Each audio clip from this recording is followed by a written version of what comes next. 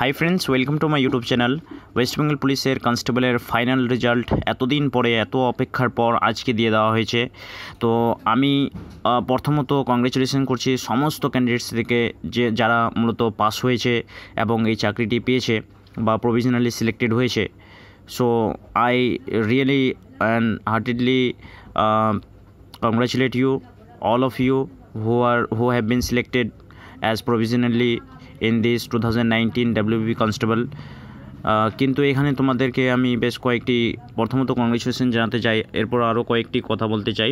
অবশ্যই এর আগে তোমাদের বলবো যে তোমরা নিজেদের যে মেনের মার্কস সেটা কিন্তু অবশ্যই কমেন্টে জানিয়ে দাও, তাহলে একটা আইডিয়া হবে যে যারা পাস করেছে তারা কত নাম্বার পেয়ে মেনে মার্কস পেয়েছিল। অবশ্যই আমি ইন্টারভিউটা একটা এভারেজ ধরে নেব, ইন্টারভিউ তোমরা বলতে পারো কেমন হয়েছে সেটাও, কিন্তু মেনের মার্কসটা তোমরা অবশ্যই যেটা তোমাদের মনে হয়েছে যে মেন ক্যালকুলেশনের পর সেই মেন মার্কসটা কিন্তু তোমরা কমেন্টে জানিয়ে দাও।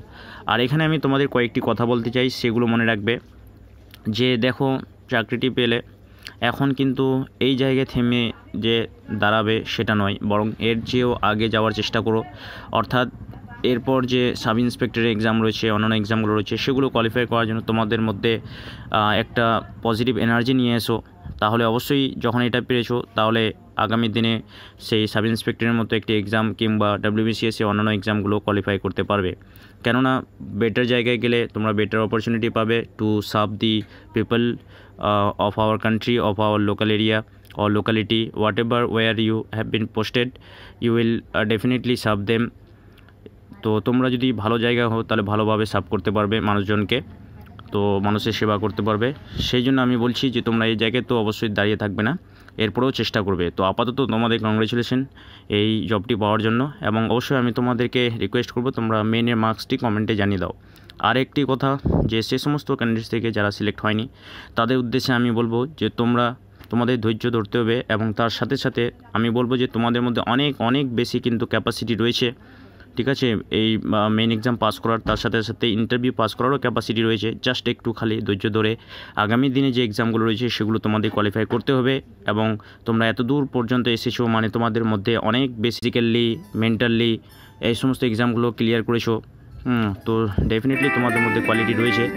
সুতরাং তোমরা কিন্তু অবশ্যই হোপ না হারিয়ে এবং নিজেকে কোনো প্রকার নেগেটিভ ভাবনা না নিয়ে এসে, দেখো একটি জিনিস, যে অনেকজন কিন্তু ইভেন খুব খারাপ রাস্তা বেছে নেয়, যে এই প্রকার পরিস্থিতি এসে। কিন্তু আমি তোমাদের রিকোয়েস্ট করব এরকম না করার, অবশ্যই আমার ভিডিওটি দেখবে। কেননা দেখো, জীবনের জন্য চাকরি হয়, চাকরির জন্য কিন্তু জীবন নয়। সুতরাং তোমাদের মধ্যে যদি কোয়ালিটি রয়েছে, ডেফিনেটলি তোমরা এর চেয়েও, কনস্টেবলের চেয়েও 10 গুণ বেশি ভালো চাকরিতে যেতে পারবে। অবশ্যই তোমরা নিজেকে সামলাও, এবং তোমাদের জন্য আগাম শুভেচ্ছা রইল, এবং ভালোভাবে প্রিপারেশন শুরু করো। So thank you very much for watching this. Have a nice day, stay safe, stay tuned.